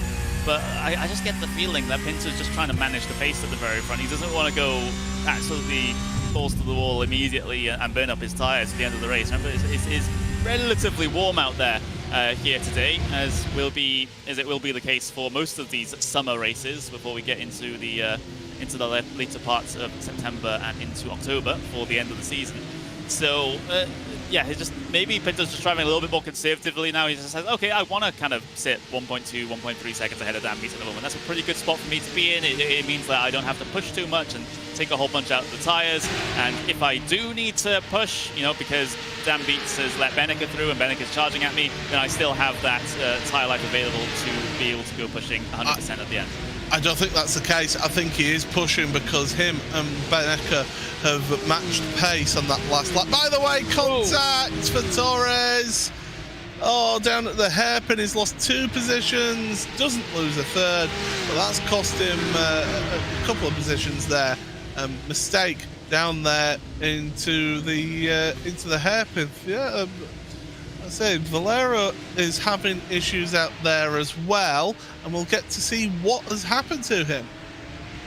Ooh, a little bit of contact, leaning on the red line car. The Orano Esports got down the inside. Ooh, and Valero was the car with the flames, which is every boy's dream of putting flames on the car, and that's exactly what he's done there. But he just kind of completely bailed out that corner. Once he saw those 2 cars steaming down his inside, he's going like, I'm having none of this. I'm not going to go 3 wide into turn 8, so just kind of let them through. I am right in saying that Scrivens overtook both of those in that one move. I think so. That was, yeah. I mean, he was throwing it in there, and fair credit to him, he reached the apex and stopped it. Because we've seen time and again how drivers will dive it in, but then miss the apex. And yeah. Tip of the hat, Scrivens. Still Scrivens. He's on a charge today. Here we go. Enough to look at it. You had to wonder what he could have done if he didn't have that qualifying ban and started in a proper spot on the starting grid for race number 1. Might have even gotten a little bit further up the field, but here we go. There's the move to the inside. It's only a car's width of space there, but the car's width of space is all he needs. 3 wide through turn 8. And the red line car having to push a little bit wide, but yeah, Scrivens through on 2 cars, 1 corner. That's how you want to have it done. Valera got bullied out the way and all of that. I do feel it was a case of, all right, we've had enough of playing with you. Get out our way. We're coming through here. Scriven's still battling with Tiba, it seems. Well, they were initially a little close there, and they are. Well, it wasn't, excuse me, Scriven's battling with Tiba, it was Valero and Tiba, because they are still very, very close. Out on circuit, we're on board with Valero, one of the privateers in this league, no association with any esports team, which is why, well, he has a rather basic livery, I suppose, but sitting on board with him now is the view from the rear end of Tiba, of Team Redline, and, well, to have his wits about him here, because Valero might decide to stick a move on him at any point, but with a run like that at the final corner, the chance is reduced. Beneke, by the way, was 0.3 of a second faster than your race leader. He is on a charge. He's got to get past his teammate in Christopher Dambeats, which, well, if Gianni Vecchio gives us an indication from the first race, he'll just move over, really. But if I was Dambeats, I wouldn't be doing that. He's in 4th place. He's got some good points here. He finished 3rd in race 1. He was 4th in the championship coming into this round. So, you know, if he can catch up to Pinto, then I think Beneke will be happy to stay behind. But if he can't, then Beneke will want him to move over and get out of his way. By the way, there were some steering decisions for Tim Matska's incident, where he completely locked up the brakes into turn 8 and completely cleared out one car. Well, he got a drive-through penalty for that, so that had been issued and I believe has been served. So yeah, I think that was one of the only options the stewards had, to be honest, with an instant as clear as they like that one. Coming up to 15 minutes left in the race then, halfway to go. And what's the decision between the two Redline cars then? Is there any move out of the way for Dambeats, or are they going to be having to fight for position and potentially let Pinto get away? Well, it was this circuit in 2010 when we heard the infamous line of "Fernando is faster than you." So are we going to be hearing that with Matt Beneke? We'll see them come across the line for another lap. See their lap times, and Beneke actually a little bit slower that last lap than your race leader. Dambeats the quickest of the three, and the thing is, David Williams is hanging around in the background of all of this. He's just outside the slipstream, I would say, but he's giving it a good push with Vecchio along with for the ride.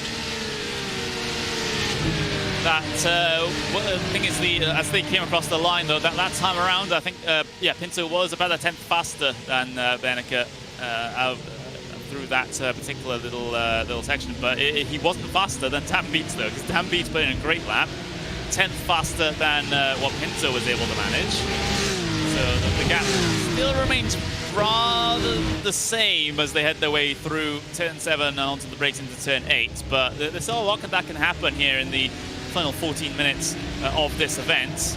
Pinto still maintaining that above a second gap clear, though. It becomes more of a concern for Pinto if one of these cars is able to get back into his slipstream and reel him in that way. Yeah, he'll be having some support in his ear, just saying, okay, gap's this much, keep up the pace, you're doing a good job.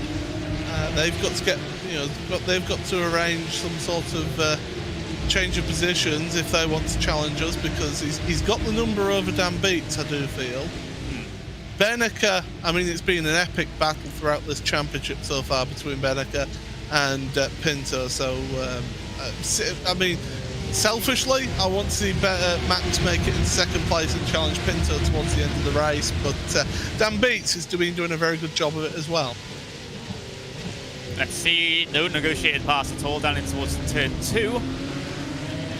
Let's see what happens coming down the back straight then, because like you said, I do feel that in clear air, Beneke is just that little bit faster, is closer than he ever has been to his teammate coming down into the hairpin, and now will Dambeats fight this one, or will he just let Beneke have the position down the inside, and he lets him have the position. So Beneke up into P2, and now can look to go chasing your race leader down. Yeah, apologies about the loss of pictures there again.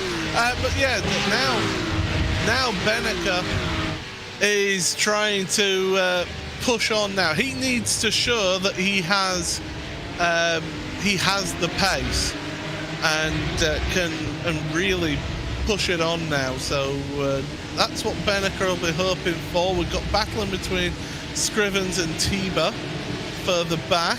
So you see that on the left-hand side of your screen. Benneker on the right-hand side of your screen now.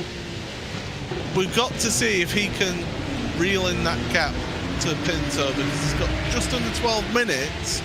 It's not impossible, but it will take quite a bit. And as the great Murray Walker used to say, catching is one thing, passing is another.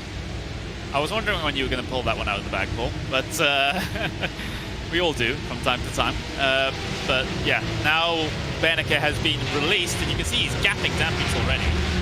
That's just how much faster that Benneker is at the moment. Through that whole lapping procedure, though, they did lose about 2/10, well, 1 or 2 tenths. So that's something that Benneker will have to make back up. But with 11 minutes left to go, certainly not outside the realms of possibility that Benneker will at least get up to the back of Pinto. But like you said, whether or not he'll be able to pass him is a completely different issue. We're having a look back at the Tiba, Scrivens, Valero little fight going on the left-hand side of the screen there as well. Nothing's really changed with regards to that at the moment while we've been watching it. But again, it's one place where if you want a bit of action, potentially it might start now. Yeah, certainly could. That's for sure. As they go through. So yeah, Valero, I think, will be happy just to sit behind at the moment, see how things pan out, and then try and push on towards the end of the race to maybe sneak a 7th or 6th place. You can see Pinto there in shot with Benneker behind. Benneker was a 10th and a bit, 10th and change faster on the last lap. Now, what's it going to be at the lap? This will be the first clear air lap that Benneker has had after passing Dan Beats. Keep an eye on it. Here comes Pinto then, up towards the final corner. He's had well, I would say, look at the slides that the Redline cars had through the final corner there, though. Trying to keep themselves within the track limits. Here comes Vecchio as well, locked onto the back of David Williams. Getting all the slipstream on the way down in towards turn number 2.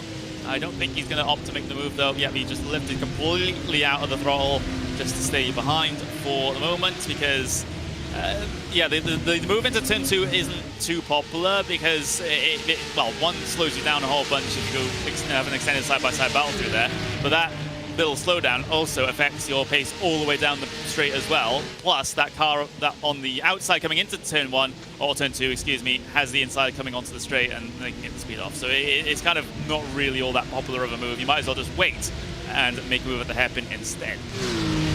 Top 3 pretty much matched each other on lap time wise, so it stayed pretty much stagnant. That's why we're looking at this battle between Williams and Vecchio. We usually see it into the last 10 minutes of the race where business does pick up and these drivers start to get the gloves off and start really pushing. So we'll have to see if that's going to be the case here today. Through turn 11, past the Porsche Centre, Porsche Experience on the background. There you go. There you can see it in the backdrop. So they will go through Sachs Curve and on again. They certainly been doing well, but Vecchio doesn't seem interested in making any moves yet. So I think it's more going to be into the last couple of laps of the race. I think so as well. Meanwhile, Benneker's progress towards the front, well, it hasn't really been progress. It's continuing to, well, be a little bit impossible for Benneker to break that sort of 1.3, 1.2 second gap at the moment, all the way to Pinto. It was something that Dan Beats was struggling to do, and it seems like Benneker's also struggling to try and get any closer than that. So that becomes a problem, especially when you have a look at the time left remaining. Not too much at all. And we'll continue to watch Danny Vecchio versus David Williams, Redline versus Coanda. Taylor's holders time with regards to the rivalry, but Vecchio just staying in line for now. Yeah, and he seems quite happy to be there as well. That's apparent there. Vecchio was 5th place in the championship, a couple of points, well, 3 points behind, should I say, his teammate Dan Beats, who's having a tremendous afternoon here. second place in race 1 and is currently in third place is Dan Beat. So Vecchio will be losing some ground on his compatriot in this particular event. And as I say, because there's no Patrick Holtzman here, this is a perfect opportunity for drivers like them and David Williams to really gain some points to try and get themselves into the top 3. Yeah, that's the important point. It's only the top 3 at the end of the season that get themselves any prizes here in this one. Of course, not counting the random prize draw that we have for everyone who has completed all of the available time attacks. So, yeah, you really have to go big or go home in this series. Both of them got a little sketchy with the final corner. Now towards turn 1, there's still nothing doing here, but I think Vecchio's just being a little bit patient here. He knows he can't rush this move, and you know there's no reason to rush the move either, considering the gap between P3 and P4. I don't think he'll be able to surmount that gap in the time that we have remaining, even if he does get past. Yeah, this will be just to decide who finishes in 4th place, unless there's an issue for one of the top 3 going in towards the end of the race. Now Vecchio, look at him, he's starting to go really aggressive. Williams going defensive. We said usually in the final 10 minutes is when people really start kicking things into gear, and Vecchio now starting to show that aggression. He's got plenty of space behind him as well that he doesn't need to worry about behind. He can focus solely on David Williams. Very close in through turn number 8, that left-hander. As you swing into this little SS section right here. The little mini straights before you get yourself to the arena section. Fast right-hand kink. Then you go onto the brakes into the Sachs curve. Got to be careful with the track limits there. Again, it's kind of self-policing in a way because you do have a whole bunch of gravel on the outside there. So if you push a little bit further wide than you were expecting, then you can get into a whole bunch of trouble if that gravel grabs you and sends you even further off circuit. But look how close Vecchio is following. I think that's what's more commonly known as doing a Sebastian Vettel at the Sachs curve. But again, Max Benneker, these last 2 laps has been a 10th quicker each lap than Pinto, but it's not gaining enough time with the time that's remaining here. He needs to be gaining like half a second or quarter of a second a lap just to give himself any hope of challenging for the lead towards the end. 4 minutes left to go.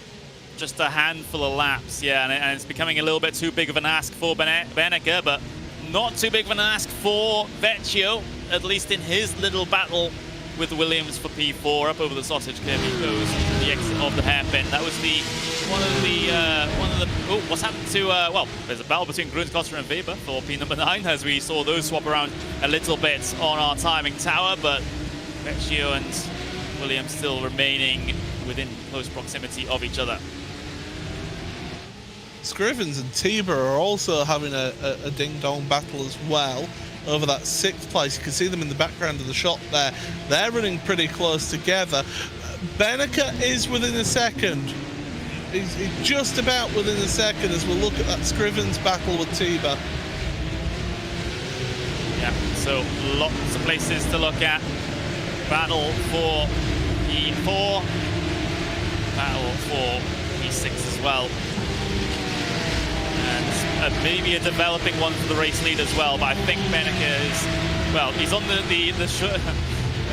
with the time, it's looking more and more unlikely unless there's a mistake that comes in from Pinto that puts him back into the clutches of the German. Lost another 1/10 of a second going through the first couple of corners there. In fact, that was around about 2/10 of a second that Benneker took out on that previous lap. So he's got himself into a pretty good position towards the end of this race. He needs more laps like that. And, well, to be honest, he needs more he needs more in terms of lap time, shall we say, as we'll see the battle between Vecchio and Williams. Williams trying to defend, goes to the inside. Vecchio trying the long way around at the hairpin. Not going to commit all the way around, going to slide back in line. Looks to get the speed off the corner, then they can move into turn 8, I would have thought. So you may be sat there wondering, thinking, well, why is Beneke pushing so hard? Why is he keeping going? He's not going to catch up to Pinto in time. The thing is, if you keep on pushing and keep on closing up that gap, it's going to put more and more pressure on Pinto, and you're more likely to cause a little mistake for Pinto. So that's why he's trying that. Yeah, that's why he's trying to keep the pressure on and keep absolutely flat out as these two still together, not getting by. And but as I say, it's keeping that pressure on, trying to force a mistake out the leader in towards the end of the race. Leaders are getting closer, but they're going to cross the line to start the final lap then. I think it's a case of Beneke running out of laps here for the race leaders. We continue to watch Williams and Vecchio to have that little fight as they'll head their way across the line with the white flag showing to signify the final lap here of the race. Down in towards turn number 2 they come then, as I think Beneke's run out of steam here. I don't think he can catch up 8/10 of a second inside a single lap, but this is the battle. This is where it's at for P number 4 instead. Williams versus Vecchio. Vecchio has had a couple attempts already, but now he's running out of chances. Let's see what happens then, coming down in towards the hairpin this time around, Paul. He's going for it, going for that wide line. We've not seen it work for anybody really, and Williams able to hold on for the time being, able to keep it nicely in line there. So yeah, definitely pushing on, but really these two, they're not going to make any moves, but Pinto is still getting closed in by Beneke. Yeah, but I don't think Beneke has the laps at this point. He needs another 2 or 3 laps, and we're on the final one now, as Vecchio continuing to trying to find something in the bag to try and pull out and try and get himself past Williams. But Williams has been driving in a very exemplary manner to try and keep that red line car behind him through the Sachs curve for the final time. But at the very front of the field, it will be the driver of Diogo Pinto doing the double. It's been a perfect race day for Diogo Pinto as he comes across the line to win race number 2 as well here at the Hockenheimring in the Porsche Esports Carrera Cup Deutschland. He has done the double, maximum score coming out of round 4. Tremendous drive from Pinto today. Spot on. He just seemed to suit this track all day long, and a little bit of a friendly love tap there after the end by Alexander Tiber. But yeah, Pinto, I mean, he was just untouchable today, I feel. He just always had that edge over everybody else out there today, and it showed. Yeah, it did show, and could that be a swing now in terms of championship positions? We'll have to break the calculators out and try and figure out whether Diogo Pinto is now ahead at this point, and well, we'll have a change in championship leader. But there he is, taking his cool down lap, just celebrating. Well, he doesn't have a team to work with, so I guess he's just celebrating by himself at this point. But fantastic job for Diogo Pinto. You know you've done well when you win both races and we haven't talked about you a whole bunch. It's brilliant stuff there for Pinto. Maximilian Beneke, what a recovery though after that horrifying start in race number 1. Able to get up into P6 in race 1 and P2 here in race 2. So for Beneke, it's well, just about as good of a recovery as you could imagine, as you could have really expected from him. If you had a couple more laps though, maybe P1 might have been on the cards here in race 2. Krishna Dan beats P3, solid race for him once again. Of course, you know, having to give way to Maximilian Beneke, who was by far and away the faster driver. David Williams holding on to P4 though. Fantastic result for the VRS Quantum Sim Sports car, number 31. Getting that position over the number 70 red line machine driven by Vecchio. Alexander Tiber, P6 today with Dylan Scrivens. What a day it was for him. Massive recovery drive after the back of the grid start that he had to complete. And, well, now here in race 2, he's able to get up all the way up into P7. Fantastic drive from Scrivens.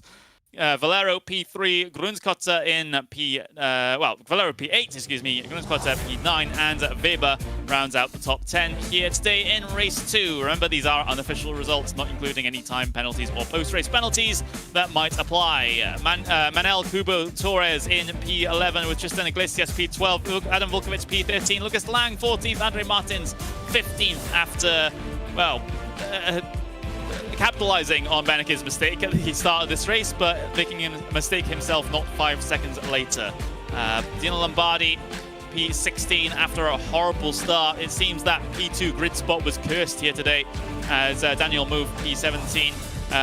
Marcel Erang, P18, Matthias Siebels, P19, Ricardo Ferreira, P20 today, and then you have a look at the very back of the order. Igor Kos in his first Porsche Esports Carrera Cup Deutschland race finishes P21. Same with Patrick Schnatzbel. He's had his first race here today for WS Racing Esports, P22. Tim Matska, after incident and then penalty, finishes 23rd with Til Beme in P24. Luis Rifa, P25. Nico Vizkpi in P26 with Mario Velgut, rounding out the 27 car finishing results today here in race 2. So, there we go then. We've got another event in the books, Paul. Of course, the stewards will be looking over the races and handling protests and appeals and some such, so we'll get to see what happens with regards to that. But I gotta say, a perfect weekend for Diogo Pinto. Just did exactly what he needed to do, and he might, just might, end up coming out with the championship lead at the end of today. I think he will be the leader of the championship by the end of today, and that's a really, really good turnaround of fortune compared to what happened in that opening round of the championship, where he ended up having issues in race 2 of the opening round of the championship. So yes, definitely really good for him to be able to turn that round and to get on a good run of form here for this race here today. And Silverstone next time out, I mean, that's going to be an absolutely epic one, because that's going to be Slipstream Central for that one. But Hockenheim produced some absolutely tremendous racing here today. We did see a brilliant race when the Porsche Carrera Esports Super Cup went to Silverstone during the course of their season. So let's hope that's replicated here in the Carrera Cup Deutschland as well. We do have the opportunity to speak to at least one driver here. We can speak to the man of the moment himself, and if we actually bring Diogo Pinto up into the commentary booth. And Diogo, what a day. What a day for you. You score maximum points, race 1 win, race 2 win. It doesn't get any better than that, right? Yeah, it was pretty good. I think this time I was able to break the draft, unlike the previous races. And yeah, in the second race it was a bit harder, with Max catching me at the end, but yeah, it was really nice. It's really hard to manage the tires here, but yeah, at the end it was just not make any mistakes and keep my place. Yeah, and well, you didn't really make all that many mistakes whatsoever. How important was the start in both of these races here today? Because we saw some drivers just really struggle to get off the line. I'm not sure exactly what the issue was with them, but it seemed like you were able to nail the start not once but twice. Would you say that that's a big part of why you won both races today? Yeah, I think that was the decisive part. I was able to pull the gap to around 9 tenths, and from there on, the driver that was behind me, he couldn't catch me. So from there, I just had to do my race, and then yeah, at the end was close, but I'm happy I won both races. By our mathematics, you look like you're going to be coming out with the championship lead at the end of this today's events. Any reaction to that? It's pretty good to have that happen in the middle of the season. It's really nice, but next track I'm not that great. Let's see. It was supposed to be Nürburgring this week, which is a track I'm pretty good, the Grand Prix one. So let's see later on. I'm pretty confident I can keep this pace, but let's see. A lot can happen with this draft package. So sometimes we just have to use the opportunities we have, like I had in the start, and go from there. Yeah, well, we're definitely looking forward to the next event. Silverstone is the next track that we're going to be heading to at the end of this month. Diogo, you said you're not too good at it. Yeah. just tell me, you know, if you know what your expectations coming into this one is. So I'm guessing, due to you not liking the track, then P1's off the card. So what position would you like to finish at Silverstone? Yeah, I don't know. I don't like Hockenheim either, and I won. So let's see. Okay, we'll see. It doesn't matter if you like the track. but It seems like it doesn't matter if you like the track or you don't. You're still somehow able to go quick on it. But thank you very much for joining us, Diogo. Go and enjoy your double race win here today, and we'll see you next time. Bye-bye. Well, there we go. Diogo Pinto there. Brilliant stuff. It's kind of surprising hearing him, Paul, say that he doesn't like Hockenheim. Well, he's still damn quick at it.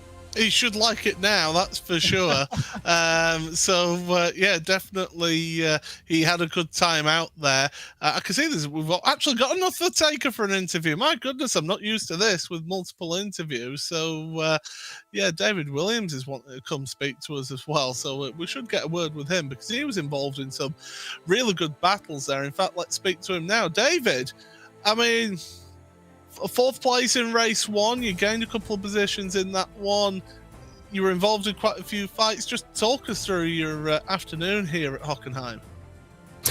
Yeah, hey guys, nice to, I mean, it's not a podium, but nice to be speaking with you. Qualifying was not particularly great. It's usually my weakness, but we still got sixth, which wasn't terrible. And then I got a really good start. Well, I got an okay start, but those ahead of me got really bad starts. I think Max in particular had a very poor one. And then it was just a case of really trying to hang on. I didn't have, despite the fourth place finishes, I didn't have very good pace today.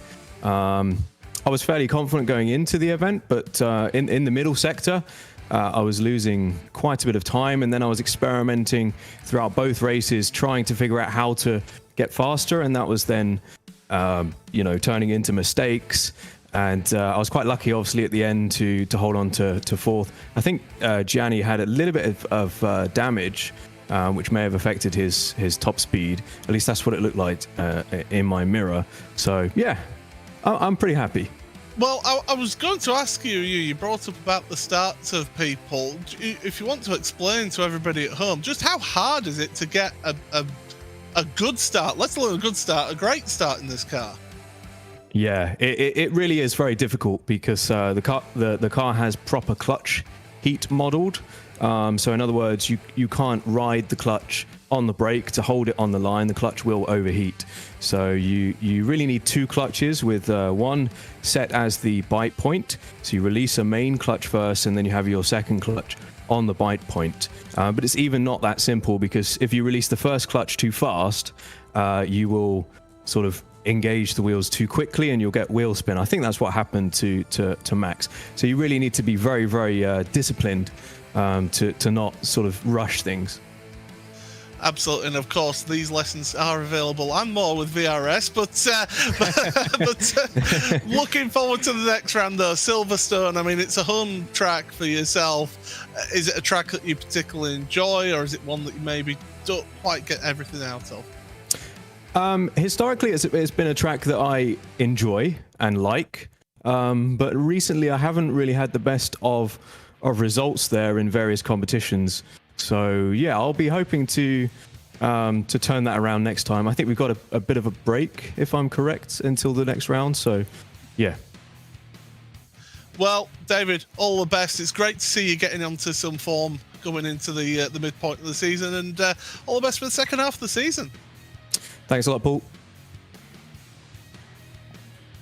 Well, there we go. That was a little bit of a chat there with David Williams, feeling like we get a free driver coaching lesson with the start there and how to start a Porsche 911 GT3 Cup car. And something I certainly, I was aware about that the clutch model had been modeled and stuff like that, but I didn't know the exact process of how the drivers were manipulating the controls to be able to make sure they can get off the line pretty quickly. But yeah, great result for David Williams. Like you said, it'd been a pretty torrid time over the last couple of races for him, getting involved into incidents here and there while being in a good position, top fives, etc., etc. So it's good to see him finally actually put a couple of good results up on the board and get some decent points.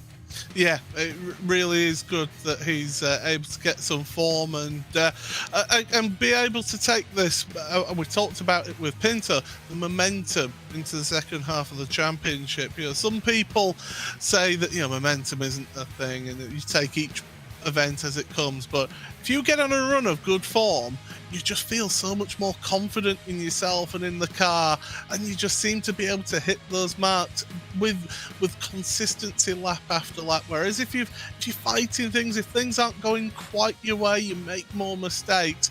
Before you know it, you're facing the wrong way. So yeah, momentum and form is a key thing here in motorsport, and especially in this championship. It really, really is, but the man that comes out on top here today is Diogo Pinto. What a fantastic performance, scoring maximum points and has taken the championship lead coming into the next event at Silverstone. So we're in the back half of the season now, once we get to the British circuit. So on August 29th, we'll be racing there. Of course, then we'll go to the Nürburgring GP circuit. And then for round number 7, a bit of a track change. Originally, it was planned to be Suzuka, but instead we'll be heading to Austria. We'll be heading to the Red Bull Ring there on the 19th of September. And then it's a month between that and the final race of the season. The track is still very much a secret to the viewers and to the drivers, but that will be announced 48 hours before the event. So keep an eye out for that one. It might be a bit of a curveball for some of the drivers, who knows. But again, we're still a long way until that point, Paul, and still a lot of stories to be told until then. I want to see these cars go around Indianapolis Motor Speedway. But no, I'm not giving away anything. No, I know you're not. But no, it's been a tremendous opening half to the championship. It's been really entertaining to watch these drivers push themselves and push the cars to the limit. Okay, you're going to get some incidents happen in these championships, but overall, the level of competition has been absolutely outstanding. It's what we expected, really, in the championship of this nature. It has, in a very, very large part, as we will, of course, be heading to Silverstone coming up next. And remember, this is an open championship. If you feel like you're good enough to race at this championship, and if you can feel that you can put up the lap times required in the time attack, then we might see you join us for the next round of competition. That is going to be on August 29th. That's when the race is going to be, but the qualifying, the time attack will be between the August 21st and August 26th. So that will be at Silverstone, so you can hot lap to your heart's desire, and hopefully you might qualify inside the top 32 and join us here today in one of these events. So get practicing, and we'll see you when we get to Silverstone in a good couple of weeks' time. I've been Connery Maddock, that's been Paul Smith, we've been Raceport TV, and we'll see you right then.